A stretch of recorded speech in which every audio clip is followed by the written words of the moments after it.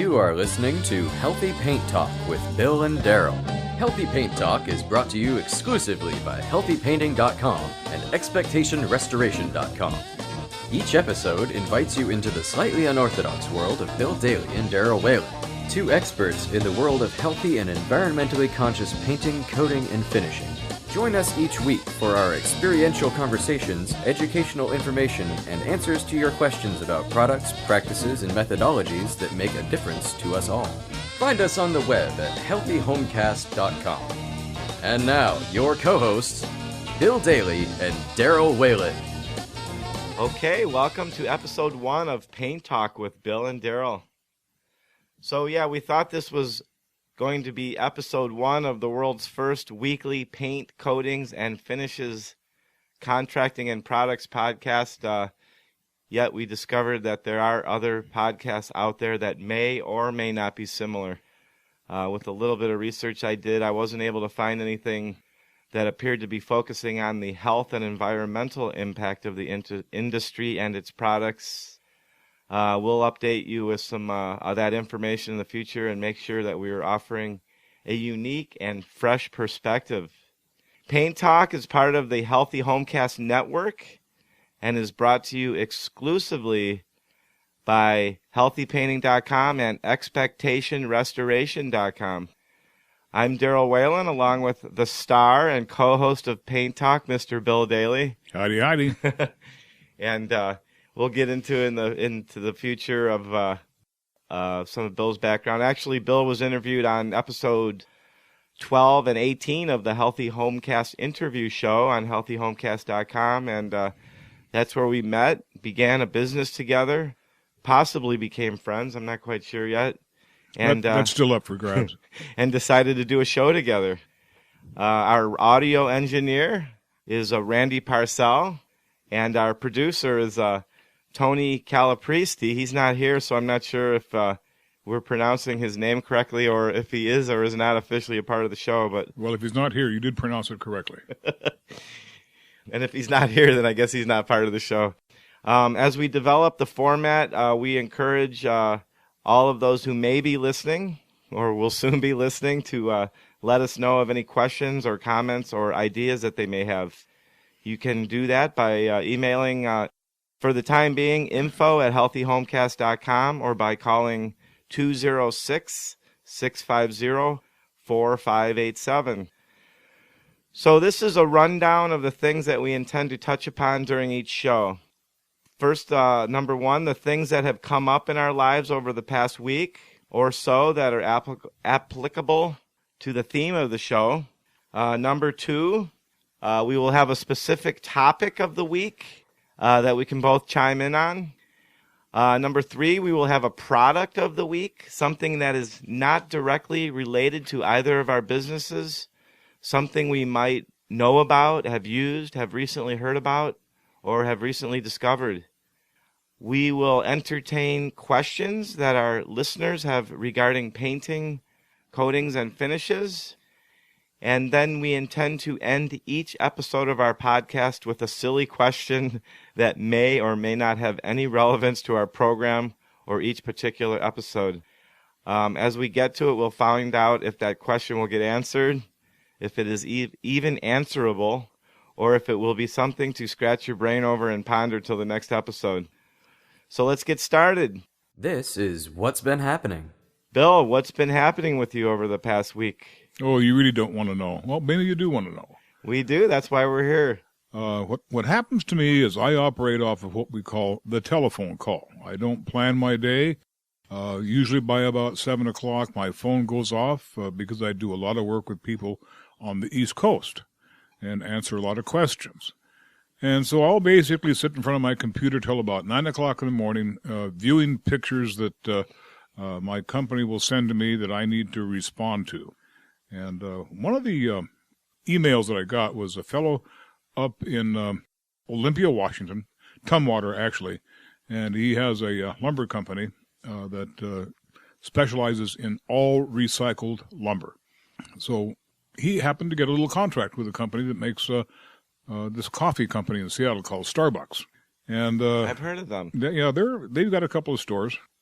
So What their problem was is the fact that they were trying to get a color matched for these tables and walls, and they were going to my old store and getting absolutely nowhere with the color. So they called and said, "Can you meet me at your old store so we can discuss this?" So I did, and that resulted in a trip down to Olympia, and by the way, which is just growing like a weed. I mean, I hadn't been down there for a long time, and I thought I was in a completely different country the minute I drove up there. And so I came around the corner of this building. The front of the building was a company that does tile, very specialty countertops, that type of thing. Then around the back of the building is this lumber company, and it's called Windfall Lumber. So if you guys are trying to figure out where all the hippies went from 1960, they went up to Windfall Lumber, and they're operating sawing machines, and they're doing all kinds of stuff. And when I walked up, they were having a great big beam they'd taken out of some place up in Marysville, and they had a fellow with a metal detector running it up and down across this beam. He's looking for nails and things of that nature, and actually bullets that may have been fired into the beam, so that when they cut these beams on their saw, the nails don't come flying out and kill an operator or dull a saw or whatever is there. So that was kind of an interesting trip. I spent maybe half the day there and really took in the sights, because I'll tell you, you would not know there was a recession by looking at the traffic that's going by up there. It's horrendous. So, you want to go through the other nasty bits of my week? Did you have a chance to scope out a few hippies while you were up there? You didn't need to scope them out because they were scoping you out. I was wearing a pair of jeans, a pair of Doc Marten shoes, and a kind of a sloppy sweater, and I was definitely overdressed for the occasion. So I have to teach these people how to now finish wood, and they all have to go green. That's their big thing right now. They can do no pollution. That's their advertising slogan. So it's going to be interesting. That's very hippie-ish. It's very hippie-ish. The green thing. Isn't that what people think, that the green thing is for a bunch of hippies? Well, yeah, I think Wall Street's going to grab a hold of it here pretty quick, and that'll screw it up some. But, yeah, the green movement, I don't really know who started it. I was in at the beginning of it, but I don't know who started it. I have no clue. And, you were in the beginning of the green movement about 10 million years ago? I don't know what you mean by that, Darryl. Isn't that the beginning of the green movement, or like 15 million, or is it billion? I'm rather a well-preserved 25-year-old. I don't know if it, so what really happened, how I got involved with the green stuff is having a direct encounter with some really nasty chemicals. And I'll tell you one thing. If you want to find a good meth lab and you're a state patrol car or a county cop or anything else, and you're driving down the road and you see Darryl's wood finishing, floor finishing company, we specialize in Swedish finish, you pull that guy over and he'll have more precursor chemicals on that van than any drug manufacturer that you find. So we turn a blind eye to a lot of things. So here, I'm going to go back to about 1965. We were manufacturing a product called Swedish finish. Let's go back to 1965. Isn't that the hippie era? My Wayback Machine doesn't really go back all the way to 65, so I got to go back to 66 and then walk the rest of the way. But we'll backwards. We'll get there. Swedish finish? Swedish finish. We were making it for another company, and we manufactured it on Thursdays. And on Fridays, my guys got ill. They'd call in, "Hey, I'm sick, can't come into work today." And I'd get mad at them. I'd ask them to get the whiskey flu on Saturday because that wasn't a work day. Well, it turns out they didn't have whiskey flu at all. They were getting sick from the fumes of the material that we were manufacturing. And they were handling things without gloves, without respirators, without anything, because there was no warning on any of the drums. There was no warning from any agency anywhere that this stuff was dangerous. And so I called my buddy at the U of W, and I said, "Here, I'm going to get you some samples of the stuff we're making. Can you tell me what's in it?" And he called me back in a few days. He said, "Are you in the same building with that material?" I said, "Yeah." He said, "Get out." And I said, come on, you're kidding. He said, no, get out. That stuff's dangerous. That stuff is what killed all the people and Indians in Bhopal. And it was a little product called methyl isocyanate. And it was not listed anywhere on the drums or the containers. It was just listed as a chemical number. And I called up the company that we were making the product for and said, you've got 24 hours to get this stuff out of my premise, and that's all there is to it. And in a way, that probably did start a big ball rolling, because the industry really got unhappy when they started having to put things like warning on their products. Jasco Chemical Company. I can say this, by the way, because I was present when this statement was made.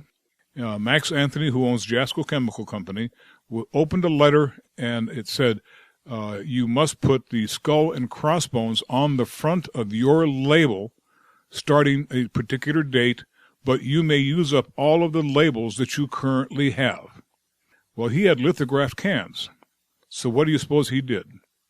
He bought 10 years' worth of lithographed cans the next day. And then when that law came through, 3 months after he received the letter, he would go out and tell people, hey, we're the only company that doesn't need to put the skull and crossbones on the front of our can. Because their stuff's safe. No, because he had bought all these cans. That's pretty heartbreaking. So was he trying to get ahead of the crowd? What was he trying to do, Darryl? I mean, that's kind of a blatant thing to do. Almost everyone else in the industry did change, and Max just took 10 more years. Well, there's a different kind of mindset with a lot of people about regulations and stuff, where they look at it as the government and authorities and stuff, trying to like tell us what to do and stuff. And my thought is, first of all, so I started painting in the late 70s, and in around 1981, I started working for a company for a couple of years full time, and we used to refinish. There was a product called Will Bond, and it was something that we used to put on a rag and wipe on the doors and the frames and stuff before we put the new coat of clear varnish on. And this stuff was like a cheap buzz because it was toluol. Toluol and Tulinol and that stuff. And no, if you're going to say toluol, you need to move to Puyallup. Yeah, there you go, Puyallup. But anyhow, so whatever it was, I didn't know how to pronounce it then, and I certainly don't now. I pronounced it back then like, oh wow, man, that stuff's good. But I remember finding myself like literally like waking up on the floor and stuff, like from being passed out. They weren't giving us respirators or weren't encouraging us to use fans in the windows and stuff. And that's brutal. You could have killed yourself. That stuff will eat your liver away faster than how many 50 gallons of Old Crow and Four Roses and all that like cheap. God, do they still make Four Roses? I don't know. That was like, I didn't know if you knew what that was or not.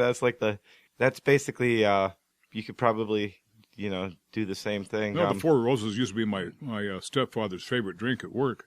And we found where all the bottles were hidden. We replaced the Four Roses with tea, just to teach him a lesson. Of course, we didn't throw the Four Roses away, but. So, hey, what about recycled wood? Is that actually healthy? It depends on what you consider health. We have to the tree has already been cut down, so that eliminates that little problem. What exactly is recycled wood? I guess that would be a good question to start with. Wood that has been used twice for a different function. Oh, okay, so it's not like a bunch of different kinds of wood. Oh, okay, so it's almost like the kind of stuff that places like Second Use and Earthwise do, where they go in and they basically take all the wood and stuff like that out of a structure before it's being dismantled. Yep. And so then they could be, I'm a big firm believer in that. So, okay, so they're refinishing it and stuff and giving it a cool look. I refinished the tabletops in the cafe at the Fry Art Museum a number of years ago, and this was before I was using any of the healthier products and stuff. And as a matter of fact, excuse me, at the time I was told that there wasn't any really healthy products that were going to be durable enough. They wanted it to last like forever and a day. So what type of products or whatever is it that you keep in mind for a healthier product to finish wood, especially something like that's like a countertop or some kind of a bar top sure. or something? Let's go back in time a little bit here.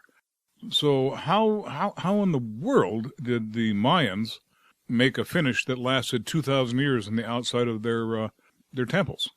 I don't know. I guess they drank a lot of Four Roses and came up with a lot of good ideas. That could be, because they did disappear.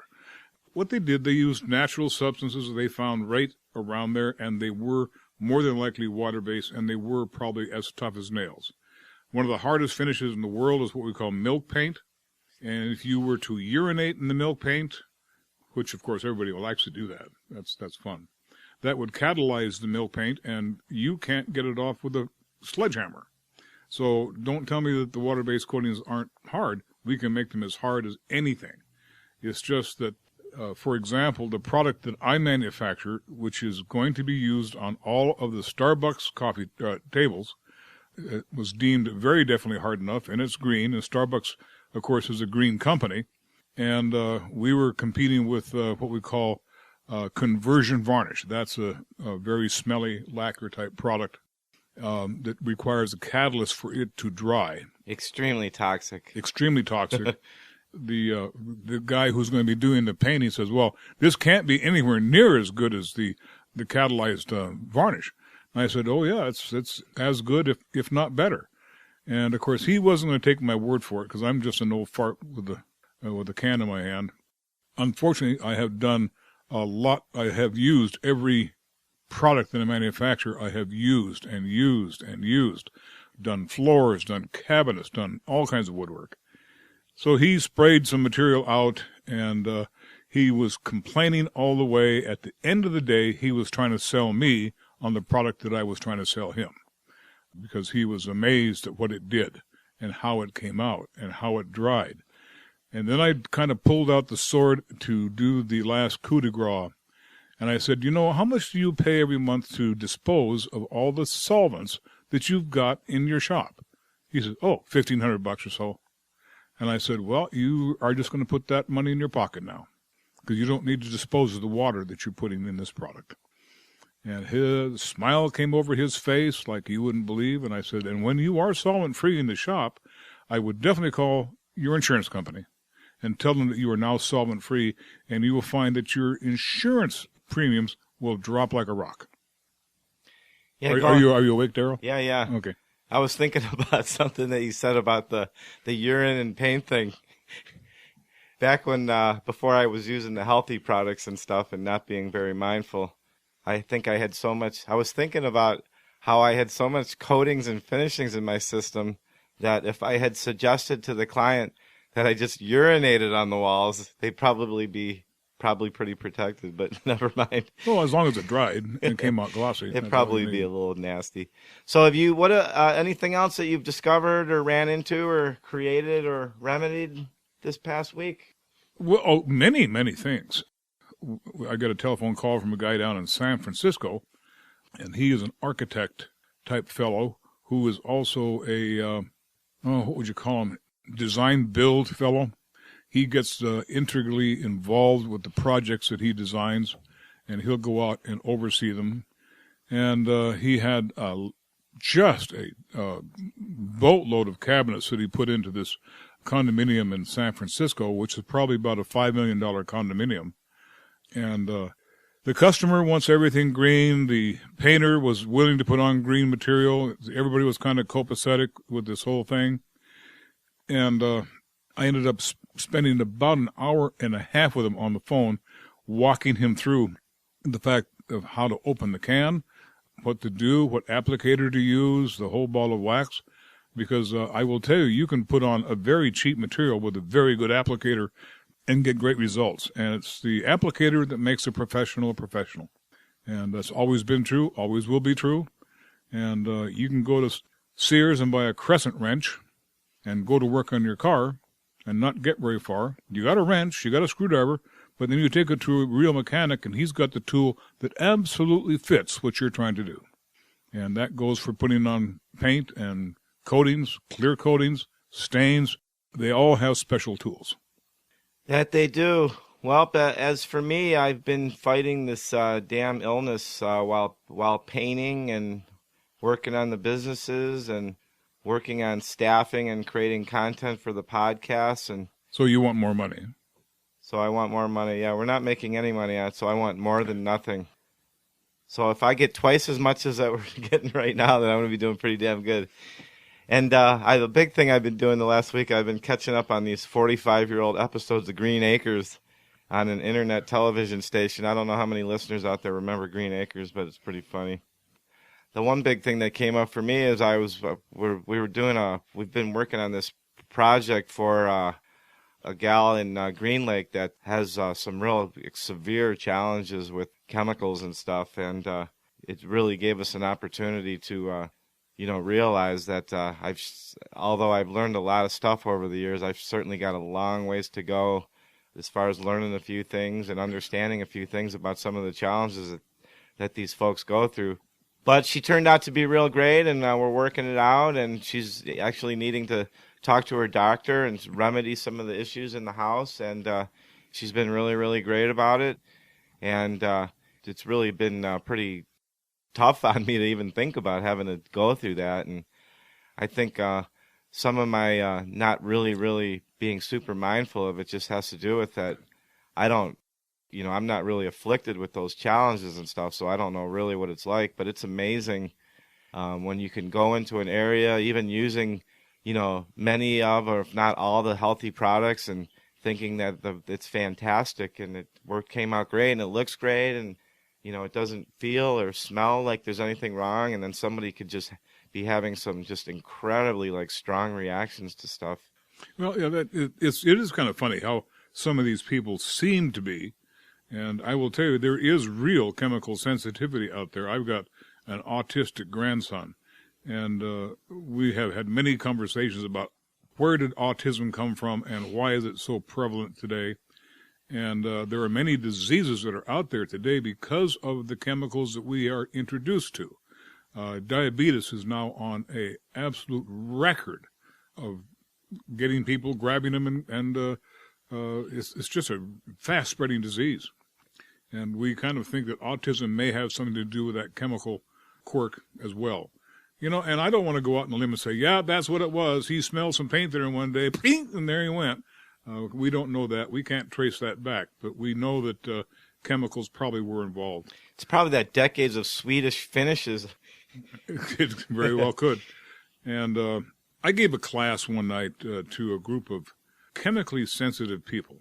And I've got kind of this perverse sense of humor, which has served me so far, and I've only been shot at once, so I think I'm doing pretty well. So I was asked not to wear any kind of cologne, nor to smoke, or wear hairspray prior to going to this meeting. And I complied with that, and was driving over to this meeting, which was in Kent, with my partner, and I said, you know what I'm going to do? By the way, we had a cleaner that you can absolutely not smell. Can you smell that cleaner, Darryl? Oh, the cleaner that we've been using? Yeah. I don't think one of those products has absolutely zero smell. One has a very minuscule amount of smell, but we're using a number of different things. So the cleaner has zero smell. Oh, and the cleaner. Okay, yeah. And the top coat has a tiny little bit. Top coat, tiny little bit. Cleaner has no smell.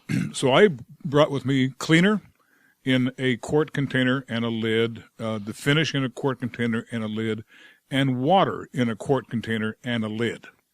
And they were all labeled, but the water wasn't labeled as water. The water was labeled as something completely different. And I sent the lid. I didn't send the bottle around to this crowd. I just sent the lid around. Because if somebody was really going to be overcome by fumes, it's got to be a very small amount. Out of the group of 50 people, about 5 or 6 said they couldn't stand the smell of the finish. The rest of them couldn't smell it. Then I passed the cleaner around. 5 or 6 couldn't stand the smell of it. The rest of them got along just fine. Then I passed the water around, which was labeled as something else, and those same 5 or 6 people could not stand the smell of the water. But the rest of them got along just fine. So I'm going to say that those same 5 people were somewhat psychosomatic. They were looking for something to smell bad. They were looking for some reason to be ill. They were looking for some reason to talk about their illness. And so you're going to run into those people, and you're going to run into the people who are truly allergic to this stuff. Yeah, and we're not taking a stand on any of that as far as, there truly is issues, and we believe it, and we actually love the opportunity to work on that very thing. Okay. Well, how about if we take a short break, and we'll be right back. You're listening to Healthy Paint Talk.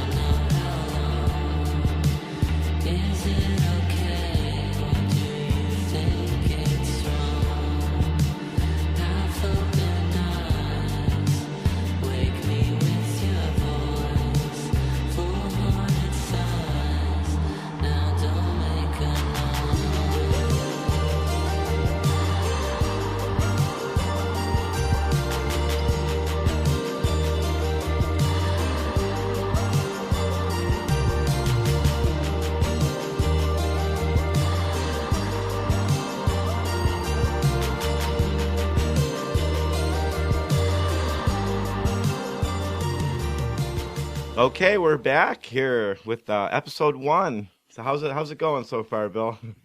Oh, I'm kind of bored. You know, I'm almost out of water here, but let's just keep trudging on. Great. Here is the topic of the week. So for topic of the week, Oh dear. I came up with the topic. Let's talk about interior painting. It sounds like a pretty easy sell for a topic. That sounds really exciting, Daryl. It sounds very exciting. Of course, from my perspective, I noticed that everybody wants to squeeze in all of their housework inside and outside into the 4 or 5 months of good weather we have here in the Puget Sound area. As a contractor that employs a small crew that would love to work consistently all year long, it would be great for all of us to have our clients do their interior work during the off season. But that doesn't seem to necessarily be the case. So I wanted to take a moment to try to talk about that for a few minutes. And Sure, but what happens in April on TV? I don't know. April showers bring May flowers. That's the only thing I know about April. Virtually all of the ads for doing your deck, doing your house, I all see. come out on TV.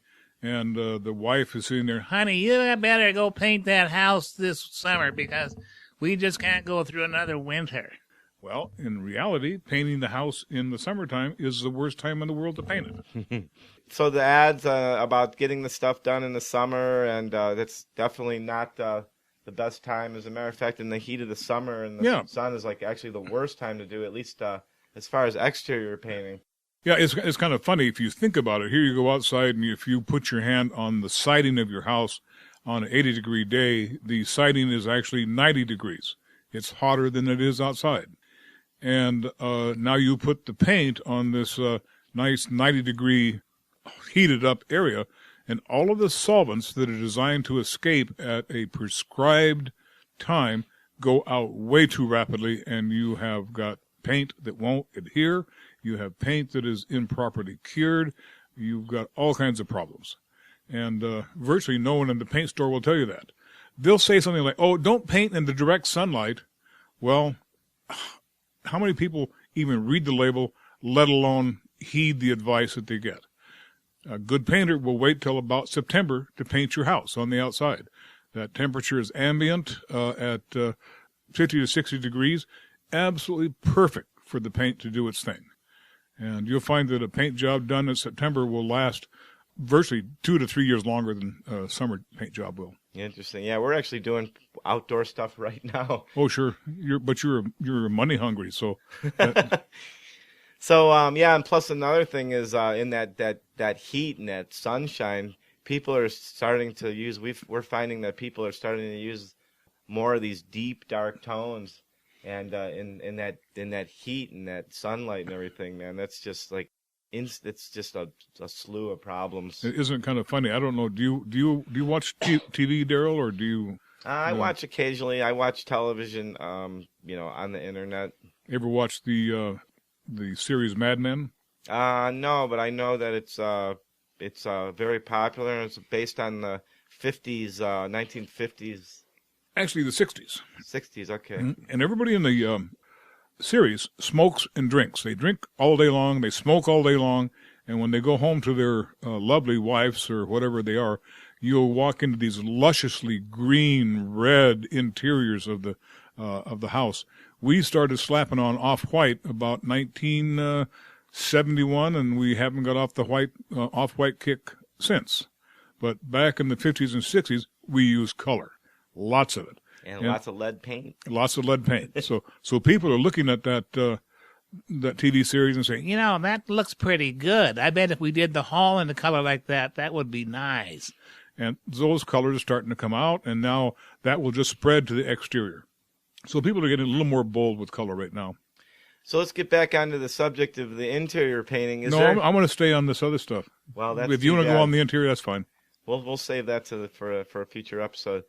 Is there anything better or positive about doing interior work in the late fall and the winter and early spring, or is it best to do that during the warm weather months as well? No, I wouldn't want to do anything inside in the warm weather months. I'd rather do it in the winter when I can take my time. Your inside of your house is going to be relatively warm. It works just fine. So is there anything that we must be mindful of regarding setup and prep and application in the winter months inside? You mean in comparison to summer? Yeah. No, just not in really. general. Not really. I think that you, there is a couple of things, and sometimes people tend to over-insulate their homes now, and so there may be a considerable amount of sweating that would occur on the windows coming down on the windowsills. So you have to take care and make sure that's wiped up and dry. What about proper ventilation and air circulation while you're working on the project? Have that any effect on that? Ventilation is something you always have to do. I don't care what product you pick up that comes in a paint can, it will say, use with adequate ventilation. They don't tell you what adequate ventilation is. So you know what, Darryl? We should go out and make a product that goes on the shelf that says adequate ventilation. And we can make it for cheap because the can will be empty. It's kind of like a shot in a beer. Yeah, absolutely. A can of paint and a little thing of adequate ventilation. Yep. What about, is there anything to be mindful of regarding products that are used during the winter months as opposed to non-winter months? Well, we're getting, again, we're talking about using the greener products, and you can open virtually any of those in the home in the winter with normal airflow and not be affected. But boy, if you start doing any kind of lacquer work or any kind of solvent work, you are going to know it because it doesn't dissipate rapidly in the winter. Yeah, but we don't use that stuff anyhow. So any other questions or information you feel is pertinent on that particular subject? I guess there's a couple of things. If you're married, there are rules to follow. If you're not married, there are rules to follow. So just follow the rules. Follow the rules, and then everything will be just dandy. Absolutely. Let's see. We're going to get into the next... Wait. Do you brush your teeth before you eat or after? During. Okay. Sounds good to me. And now, is this product really green and safe? How about our segment Product of the Week? I found something here today I thought... Oh, God. I thought I would show this to you. It's Zinser BullsEye Zero. That's not Zinser, it's Zinser. Zinser. Yeah. Quality since 1849. Oh, not really, because look at who really makes it. Rust-Oleum, it's right here. That's right. Yeah. And Zinser is an old company. Zinser, their entire life was shellac. That was how they started. Yeah. And that stuff wasn't exactly no volatile organic compounds, was it? I guess it was all volatile. Shellac? Okay. Yeah. It's very safe. Is it? Yep, Oh, okay. because the only thing it will emit is alcohol. Oh, okay. And if you're an alcoholic and you can enjoy it, but it's not harmful. In fact, shellac, the old painters would, the old doctors would dip your finger in shellac if you got a cut on it, and that would disinfect and heal and seal the wound. You have anything to say about this particular product? Well, let's let take people know that we're not endorsing this or anything at the moment. We're just taking this to just kind of check it out. I found this at the local paint store. Yeah. And how much did it cost? It cost, let's see, well, as a contractor, I think it was about $25, my price. Okay, that's not bad. I think it was about 30 or so, plus tax and stuff. Okay, so what we would normally use this product for is to cover such things as smoke damage. Let's say, for example, someone were a heavy smoker in the house and you don't see the nicotine. We always suggest that you clean the walls first before you start.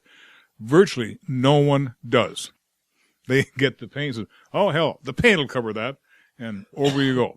And over smoke damage, without cleaning it, it practically will never get covered. Never get covered. And then people say, well, gee, how come I'm getting mold in my bathroom? Well, it was already there when you painted it. You just didn't see it. You forgot to wash it. And so what this product will do, this product will cover very effectively the smoke that is there. And it's also used frequently for houses that have caught on fire. The fire department's already been there. Things are cleaned up. There's schmuck on the walls and the doors. They'll just paint it with this, and then they'll come in with regular paint and go over it. There's a tremendous amount of alcohol in this product. And that's an illusion or a misconception that people have about these no VOC products. They think it's all made out of like celery or something. Alcohol is a natural substance. Oh, there you go.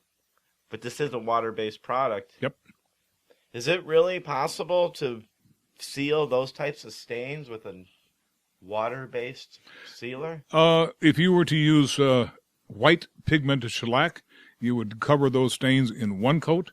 You were to use this, you'd cover those stains in 2 coats. Okay.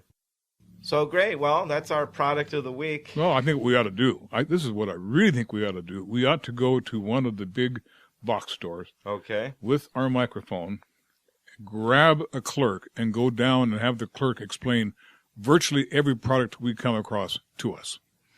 And then we'll come back and we'll have our radio show explaining or rebutting what the clerk said. Well, we can talk about doing that in the future. I think that would be a fun show because the people hilarious. that work there know virtually nothing. No, they know how to show up in the morning. But as far as the actual products and stuff, they know very little to nothing. Very little. Yep. Here is We've Got the Answers. So let's see. Since this is our first episode and we didn't take any time to actually plant a question, but how about Randy? Do you have a question? Anything going on inside your brain right now that strikes you as pertinent in any way to the conversation that we've had here today? What I was thinking was actually asked earlier. It was mostly about a spring versus fall application. I will put a word in for actually painting in the summertime and why it can be a really great adventure. I have 3 daughters. They're all blonde. They're all relatively very thin, very voluptuous. One of them is a model still. She is 36 years old, and she still does her modeling. None of them seem to age, but when they were about 15, 16, and 17, they volunteered to paint the front of the house because I had a bad back. And they got up on a ladder in their bikinis and were painting away. And within roughly 15 minutes, we had all kinds of guys willing to help get that house painted. And we got it painted in record time. So in other words, if you have a painting project and you have pretty girls around, you can easily get the whole neighborhood to join in. Complete strangers. Complete strangers. Yeah. Okay, Bill, enough about that. And now, what's up with that? So, Bill, it's up to you right now. It is? Do you have a silly question or fun question of the week? Yeah, why doesn't the light come on in your freezer when you open it? Okay, should we ponder that or should we leave that to the listeners? Well, get up right now. Get up off your couch and go over to the freezer and open the freezer. There will be no light. They'll let you look through the refrigerator with a light, but not in the freezer. What's up with that? No, that was my little, that's our official, our official. Oh, did you want a serious question? That's our official, no, I wanted a silly one. So that was our, what's up with that question? How's that? So I guess that's a wrap then. Is there anything else, Bill, that you wanted to talk about? Well, that's a wrap then. And what's up with that? And then that's a wrap then. Those are a couple of our official our taglines. Oh, well, now, do I get paid tonight or do I have to wait another week? Yeah, the check's in the mail. So, yeah, well, great. You've been listening to episode 1 of Paint Talk with Bill and Darryl. Be sure to email us at info@healthyhomecast.com or call 206-650-4587. We'd love to hear your ideas for topics of the week or products of the week, or your general questions about anything related to painting or coating or finishes, as well as an idea for a silly question of the week. So if all goes as planned, you will be able to check back next week for episode 2. Check out healthyhomecast.com for all of Paint Talk episodes, as well as other shows and episodes relating to the environment, society, and the community surrounding the Puget Sound and beyond. Until next week, this has been Bill, Randy, maybe Tony, and Darryl with Paint Talk. We'll see you next time. Thank you for listening to Healthy Paint Talk with Bill Daly and Darryl Whalen. Healthy Paint Talk is brought to you by HealthyPainting.com and ExpectationRestoration.com. Your feedback is important. Please feel free to contact us with any comments, questions, or suggestions pertaining to either information in past episodes or potential content for upcoming episodes of Healthy Paint Talk. You can call us at 206-650-4587 or send a direct email to info@healthyhomecast.com. Be sure to check back often. New episodes coming soon.